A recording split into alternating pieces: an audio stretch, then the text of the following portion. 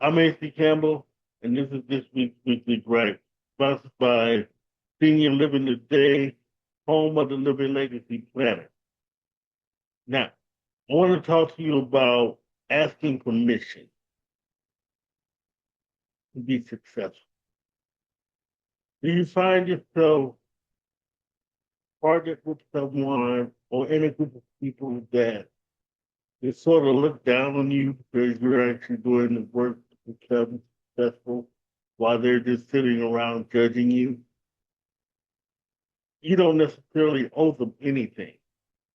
In fact, no one says you have to be angry or mean, but these are people you have to, at some point, leave behind because you don't have to ask for permission to work on your dreams and your goals.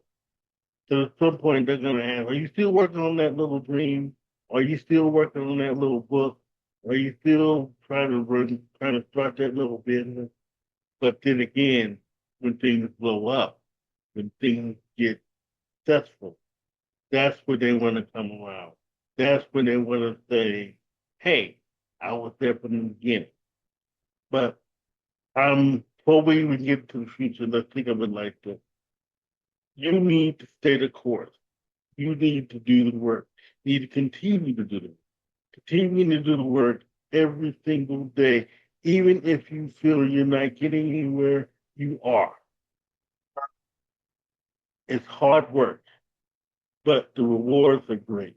Whenever I start a book and I'm in the middle of the book, it feels like the book is never going to end. But as I continue outlining my characters and developing scenarios and making sure my characters get from point A to point B and then making it make sense and then getting it done, then going back towards the editing, this and that. Also, certainly when I do my website, when I edit my clients' books, everything is a process. And unless I do that work, nothing is going to get done. And that's how my little business works. The problem is people don't see your big vision, but they do see other people's vision. And they'll even throw it in your face. Or such and such started theirs and they're bigger than you.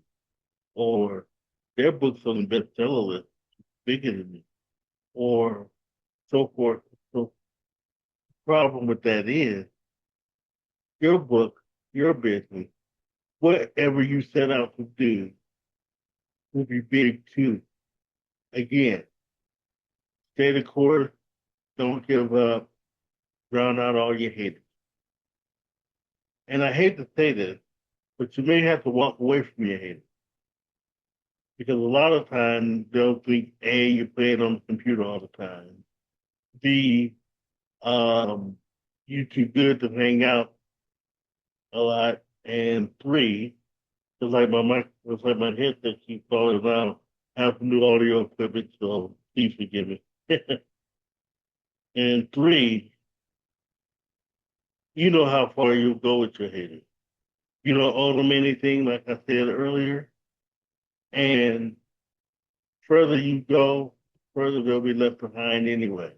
But either one or two things are going to happen.